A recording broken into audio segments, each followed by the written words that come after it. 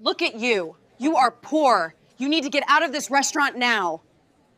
She walked into that diner humiliated and walked out owning the place. What happened in between will leave you speechless. Stay till the end, you won't believe the twist. Backhand index pointing right, like, subscribe, and turn on notifications for more powerful stories. It was a cold, rainy Monday morning in downtown Chicago. The kind of morning that made people rush indoors, huddle under umbrellas, and avoid eye contact with strangers. Leah Monroe didn't mind the weather. She was used to discomfort. Her boots were damp, her coat thrifted, and her scarf had a tear near the edge, but it was all she had.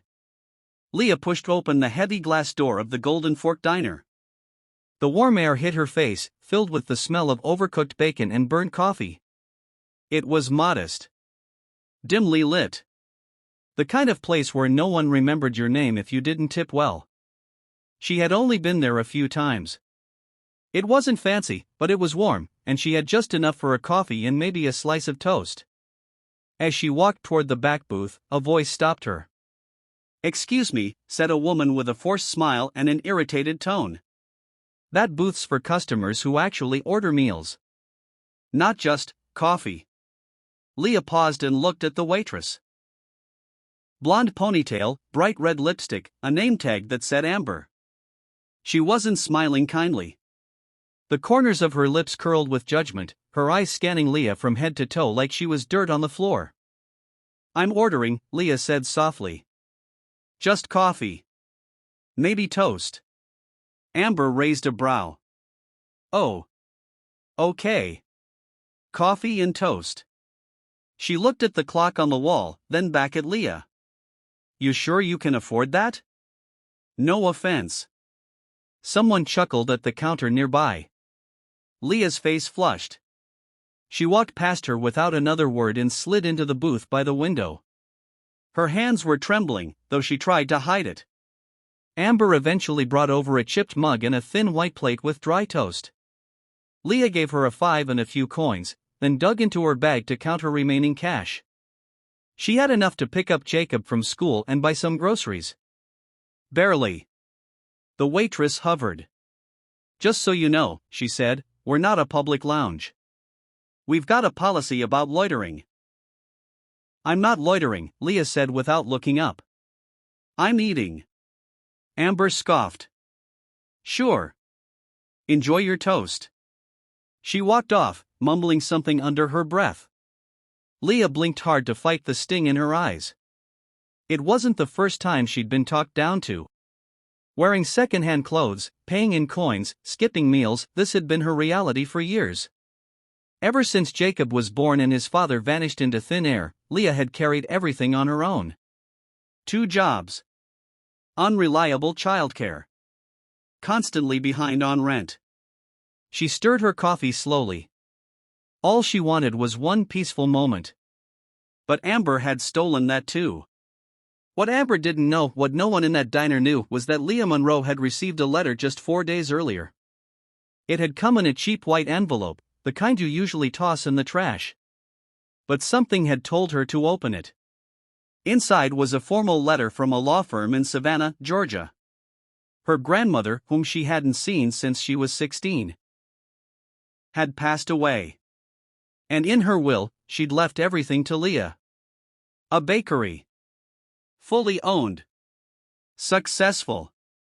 Along with the building it operated in. No debt. No hidden costs. Just clean ownership. The estate's total worth, just under $1 million. Leah had stared at the paper for hours, then cried for longer. She hadn't told anyone. Not even Jacob. Not until everything was signed. That morning, she'd received the final confirmation from the lawyer. The transfer was complete. The business and building were hers. She was no longer broke. But sitting in that booth, clutching a coffee she could suddenly afford hundreds of, Leah said nothing. Not when Amber tossed the check on the table like it was garbage. Not when she rolled her eyes. Not even when a couple at a nearby booth laughed at her clothes. She simply left a $10 tip on the table, pulled her hood over her head, and walked out into the rain. That night, after Jacob fell asleep, Leah sat on the edge of her couch bed with the lights off. She stared at the wall in silence. The tip money she left hadn't hurt. But the humiliation had. She thought about the way Amber looked at her. The way her voice had dripped with mockery. The way others joined in. She picked up her phone and opened the calculator app, then the notes app, then her email inbox. Her hands were still shaking. Not from fear, but something else. She typed one sentence. Make an offer for the Golden Fork Diner. The next morning, she returned to the same booth, wearing the same coat, same scarf, same jeans. Amber saw her and visibly groaned. Back already, she said with a sarcastic smile. I should have guessed. You got the budget for coffee again? Leah smiled faintly and nodded. Yeah. Same order. Amber turned and walked away. While she waited, Leah texted the real estate agent she'd contacted overnight. The Golden Fork was privately owned under a collapsing restaurant chain. The location had been losing money for over a year. It was going up for private sale soon. Quietly. No signs. No public listings. It was perfect. The realtor responded within an hour. By noon, Leah was standing in an office downtown, reviewing the paperwork. She offered to pay in full. Cash. 2 days later, the deal closed. The Golden Fork Diner, along with the land it stood on, was now owned by Leah Monroe. She didn't celebrate. Didn't gloat. She simply signed the last page, closed the folder, and took the train home with a folded piece of paper in her coat pocket. That Saturday morning, she returned to the diner. She was wearing the same thing. Amber glanced up, rolled her eyes, and said loudly, "Wow, someone's obsessed. We need to start charging rent for that booth." Leah walked to the counter and set down the paperwork. Is the manager in? She asked. Amber looked confused. Why? Leah smiled calmly. Because as of this morning, I am the manager. She tapped the folder. Actually, I'm the owner. Amber laughed. Yeah, right. Check the paperwork. I bought the Golden Fork. And I'll be making some changes. Starting today. Amber's face paled. Leah looked around at the few customers in the room, the same ones who had chuckled before. I'll be back Monday, she said. To start renovations. And reviews. And with that, she turned and walked out, leaving the door swinging behind her. Amber stood frozen, her hand still holding the coffee pot mid-air. She wasn't laughing anymore. Amber stood by the counter, frozen in place. The coffee pot in her hand trembled slightly, sloshing hot liquid against the glass. Leah's words echoed in her mind. I'm the owner. At first, she'd thought it was some kind of joke. But the way Leah spoke, the calm certainty in her voice, the documents on the counter. There was no mistaking it. Amber didn't serve another customer for the next hour. Her manager, Carl, arrived a little after 10, whistling like nothing was wrong. She rushed to him, her voice sharp and low. That woman. The raggedy one? Leah? She came in here and said she bought the place. Carl laughed in disbelief. What? No. That woman couldn't afford a decent meal, let alone this place. Amber nodded, hopeful. Exactly. She's probably messing with us. But Carl's smile faded when he opened his email a few minutes later. A formal notice from headquarters was waiting. Subject line, Golden Fork ownership transfer finalized. His name had been removed from management. A new point of contact had been listed, Leah Monroe. His hand slid off the mouse slowly. Oh, no, he mumbled. Amber leaned over. What? She wasn't lying. By Monday morning, Golden Fork was buzzing. Rumors had spread fast. Half the staff was whispering in corners, the other half pretended not to care. Amber stood stiffly behind the counter, waiting. Every time the door opened, she jolted. But it wasn't Leah. Until it was. She walked in wearing the same brown coat. Same scarf. Same boots. Her curls were tied back neatly. But this time, she didn't look tired. She looked focused. Carl walked up quickly, trying to mask the panic in his voice. "Miss Monroe, welcome. We weren't expecting you so early." "I told you I'd be in on Monday," she said evenly. "I believe that's today." Amber stayed rooted to her spot behind the counter, arms crossed, jaw tight. Leah turned to the staff. "I won't take much of your time. I just want to say a few things." Everyone stopped what they were doing. Customers looked up from their tables. Even the dishwasher came out from the back. Leah stood near the front, her voice calm and steady. "I know most of you don't know me. You probably recognize me as that woman who used to come in here and order coffee and toast. And some of you," her eyes flicked toward Amber, "probably assumed I didn't belong here. And that was fine with me." She paused. The room was dead silent. "But now, I do. I own this place. And I didn't buy it for power or payback. I bought it because I believe this place can be something better. Kinder. More inclusive. And if we're going to rebuild that reputation, we have to start from the inside." She walked behind the counter slowly and turned to face Amber directly. "You mocked me. Publicly. You ridiculed my clothes, questioned my ability to pay. You embarrassed me in front of strangers more than once."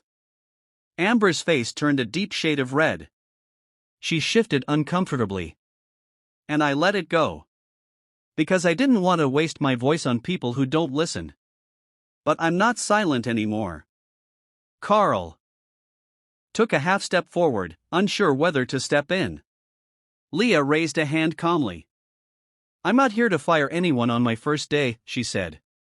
"That would be petty. But I believe in accountability." She looked Amber dead in the eyes. "You're suspended for 1 week. Unpaid." Amber's mouth opened, then shut again. She looked at Carl. "You can't let her."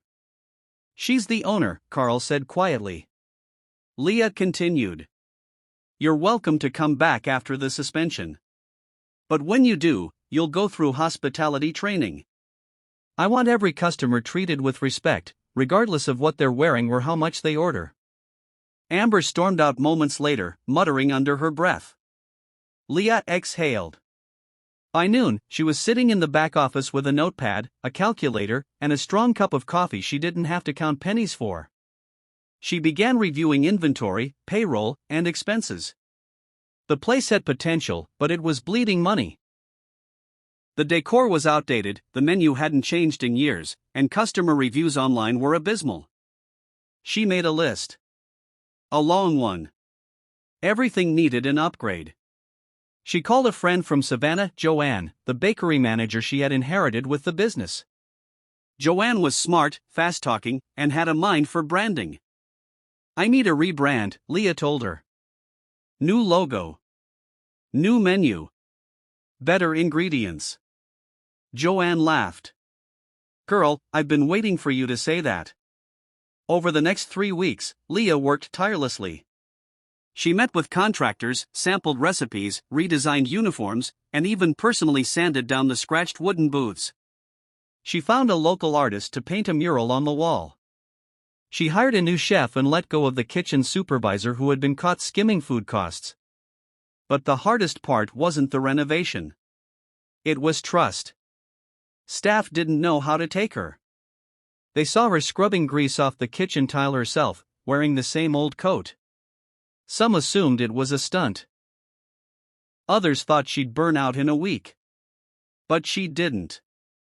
She showed up every morning at 6. Stayed past midnight.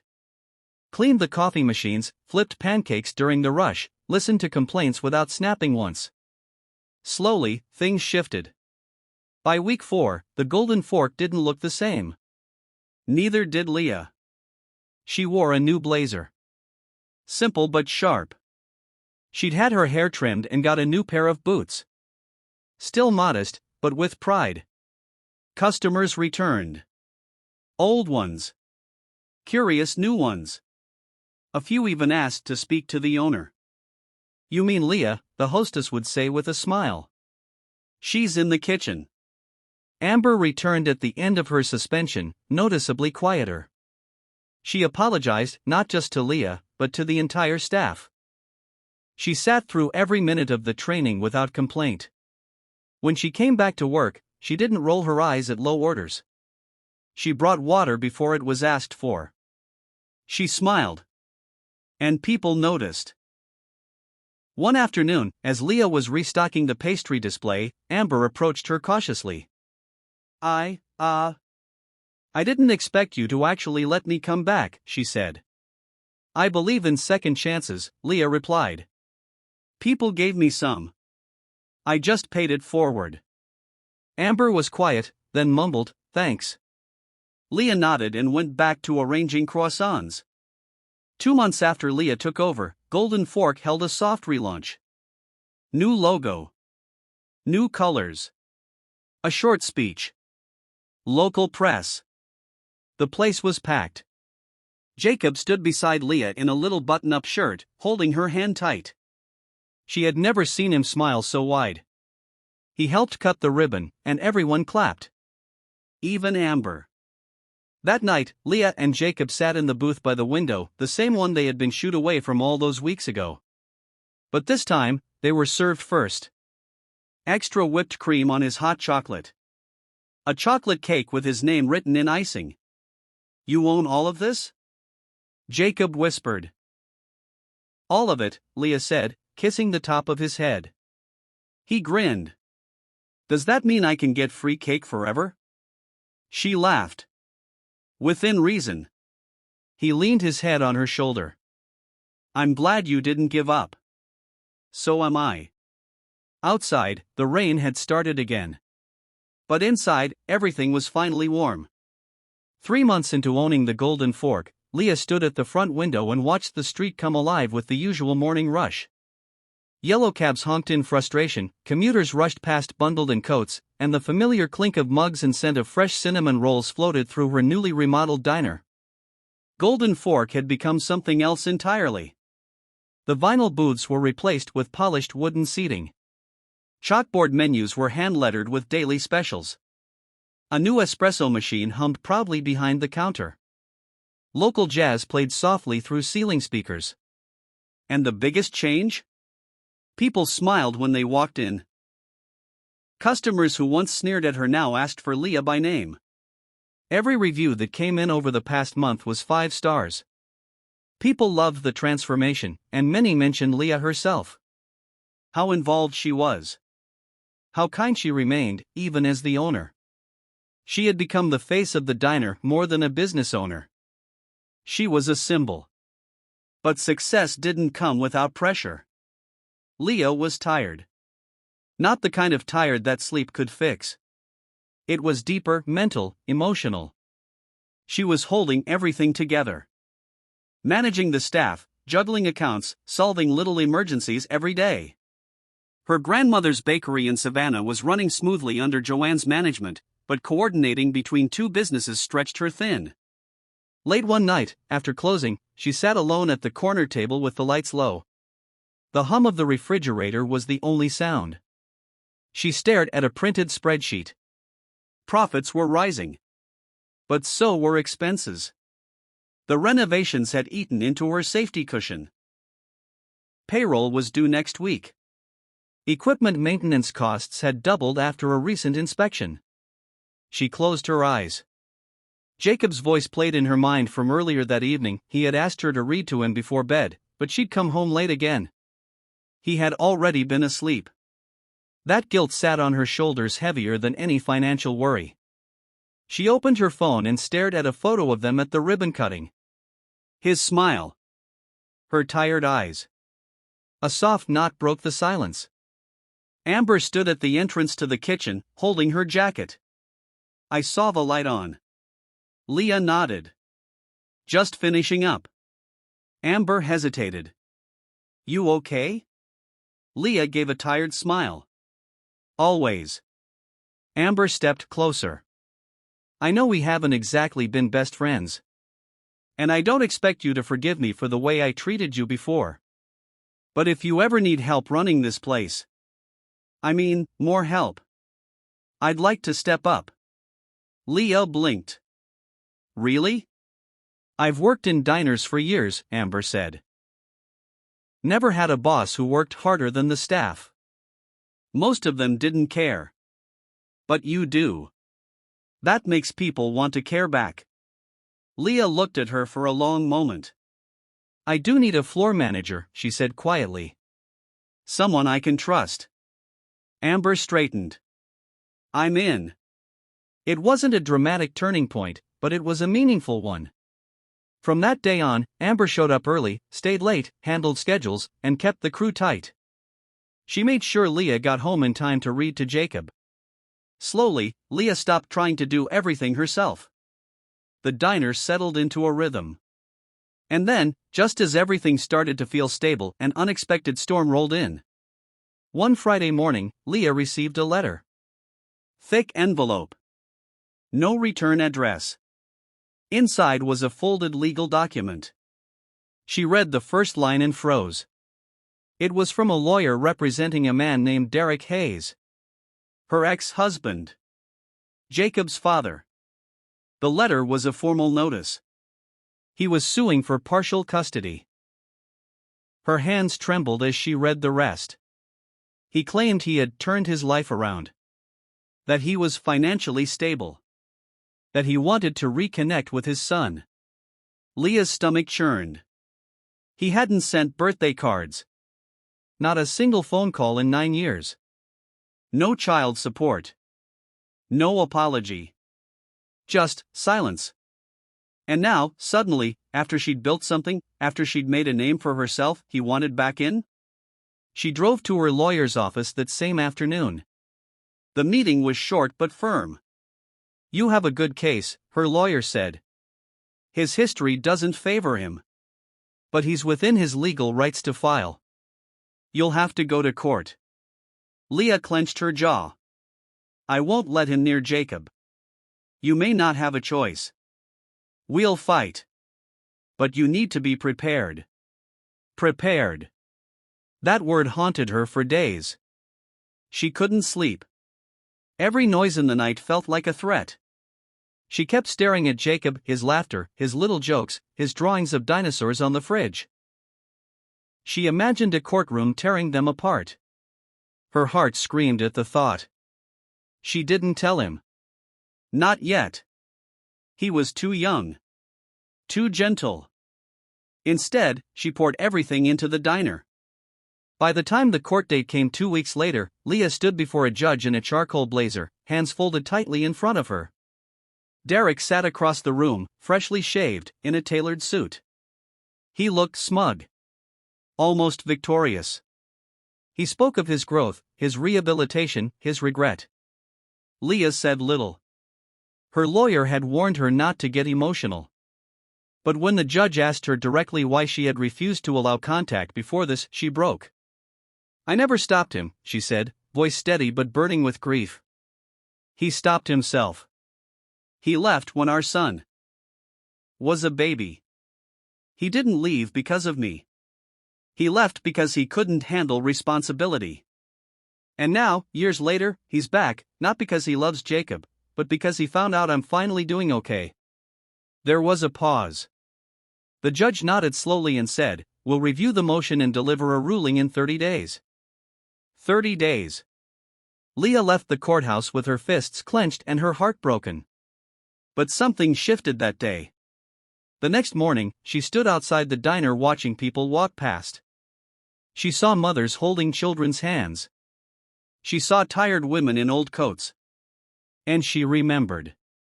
She remembered what it felt like to be invisible. Mocked. Judged. And now here she was. Fighting for everything she had built. She walked back inside and told Amber, I want to host a free breakfast day. For single parents. Amber looked up from the register. All of them?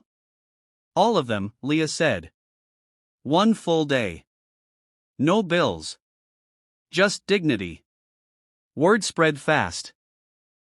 On the morning of the event, the line wrapped around the block. Single moms. Single dads. Caretakers. Children in strollers. Elderly grandparents with grandkids. Some cried when they were served. Some left handwritten notes on napkins. One mother whispered, "I haven't sat in a warm place with my daughter in weeks." Thank you. Leah didn't stop smiling the entire day. Neither did Amber nor the staff.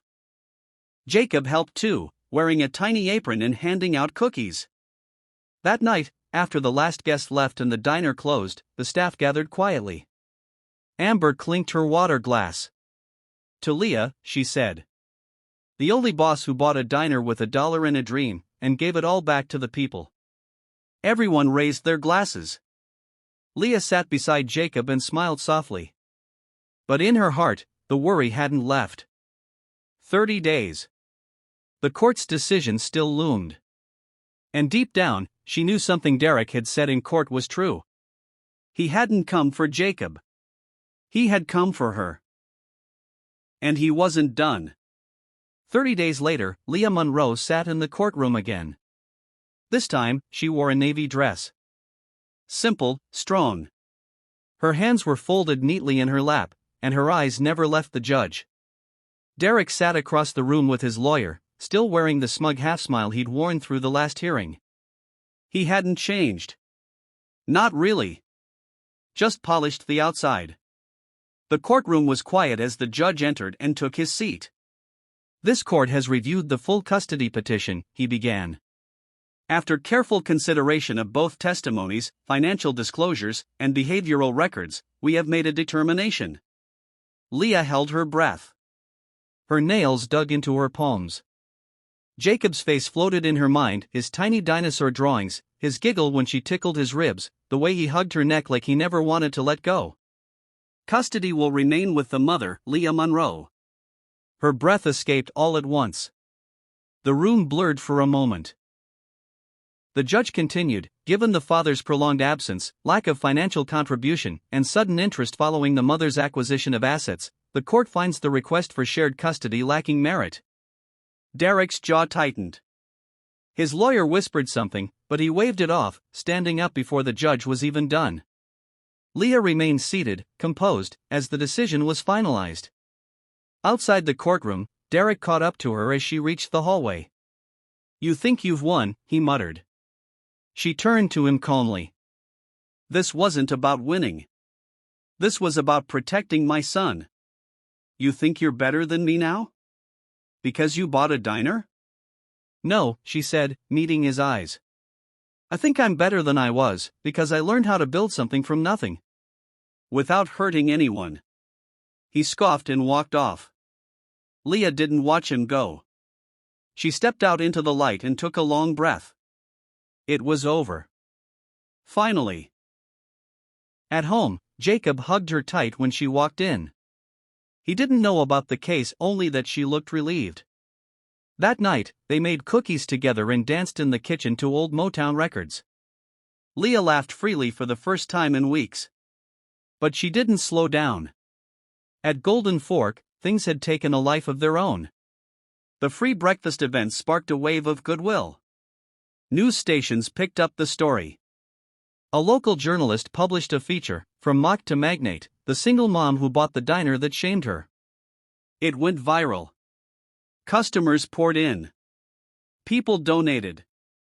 Leah was offered a podcast interview, a spot on a morning show, and even an offer to franchise the Golden Fork brand. But Leah wasn't chasing fame. She declined most of the offers except one, a grant to host monthly free meals for struggling families.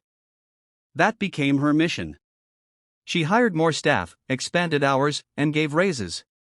Amber was now full-time general manager, leading with poise and grace. The same woman who once rolled her eyes at Leah now protected her time, supported her vision, and trained new hires with heart. One afternoon, Leah sat down with Amber in the office, sipping tea. "Do you ever think about how different things could have gone?" Leah asked. Amber laughed softly. Every day. And believe me, I'm grateful it didn't. You've grown, Leah said sincerely. So have you. They clinked their mugs like old friends. But the world wasn't always kind even to people doing good. 2 months after the court ruling, a letter arrived from a corporate restaurant group. A formal cease and desist order. The name Golden Fork was being contested. Apparently, a chain out of Texas had trademarked it years ago, though they had no presence in Illinois until recently. Leah read the letter twice. Her stomach sank. Changing the name meant changing signs, menus, logos, branding, everything. It would cost thousands. She had 2 options: fight it in court. A long, expensive battle, or rebrand again. Leah thought back to everything she had learned. Everything she had endured. And then, instead of panicking, she smiled. That night, she sketched on a napkin. By morning, she had it. A new name. One that didn't sound generic. One that meant something. Second Cup Cafe. Because everyone deserved one. She called Joanne in Savannah, told her the plan, and together they designed a new logo, a coffee cup with 2 handles and steam shaped like hearts. Amber approved it immediately. The staff loved it.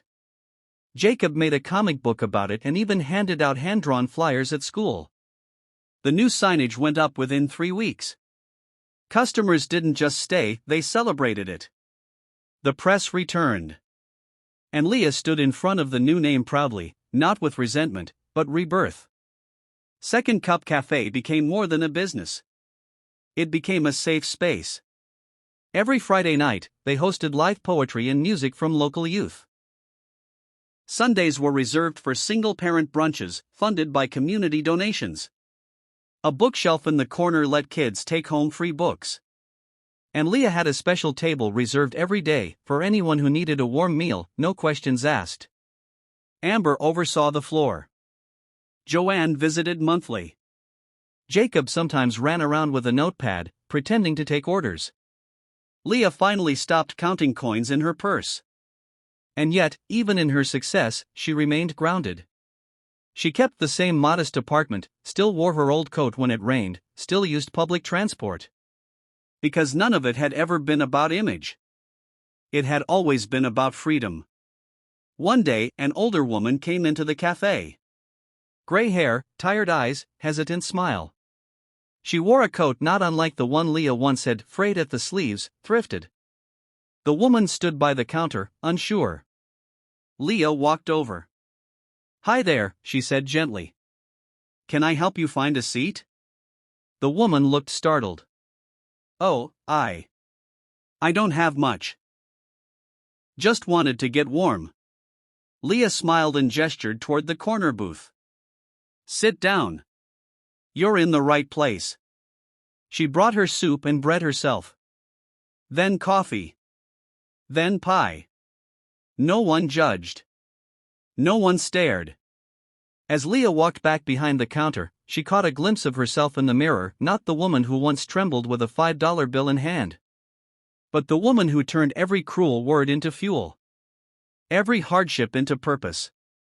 Jacob ran up and hugged her around the waist. "I love our cafe," he said. "I do too," she whispered. Years later, people still told the story. Of the single mom who was mocked for her clothes. Who left quietly. Then came back. And bought the place.